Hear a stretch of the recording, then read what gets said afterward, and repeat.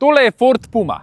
In jaz sem jo vozil že na mednarodni predstavitvi in zdaj, ko je prišla na test, sem se spet zagrebil za njo. In zdaj te verjetno zanima zakaj. Zveš, kad ti povem 7 stvari. Prva stvar, cena. Novo Ford Pumo dobiš že za čist malo več kot 20.000 evrov. In zakaj ti zdaj to govorim čist na začetku? Zato, ker tale Puma stane 37.000 evrov. Ampak počakaj, preden globoko zavzdihneš, naj te potolažim in ti povem, da s popusti in subvencijo je lahko tvoja že za 26.000 evrov. Druga stvar, električni paket. Poleg električnega motorja dobiš še kup res vrhunske opreme. Izbereš lahko samo 2 paketa opreme in tale tle je valjda ta dražji. Ponuja ti 124 kW oziroma 168 konj. Meni se zdi zelo fajn, da je največja hitrost tele Pume 160 km/h. Pa ne zato, da bi se skozi to hitro vozil, ampak predvsem zato, da lahko tudi pri 130 na uro na avtocesti varno in spodobno prehitiš. Četrta stvar,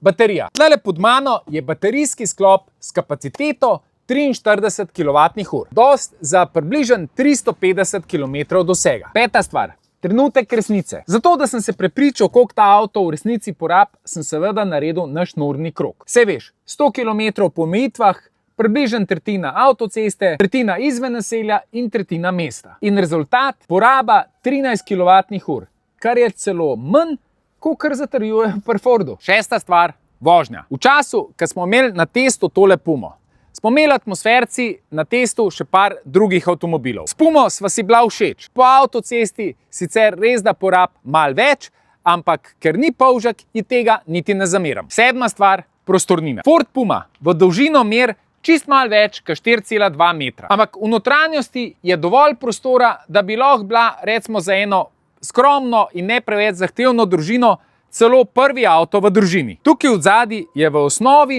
prostora za več kot 500 litrov. Tudi na račun Fordovega megaboxa, ki je tlele spodaj. Saj veš, to je en tak poseben predal, plastičen, ki ima en čep, ki ga lahko odpreš. To pa zato, če je umazan, ga sam enostavno spereš in voda steče sama ven. Zdaj pa še pokrov motorja.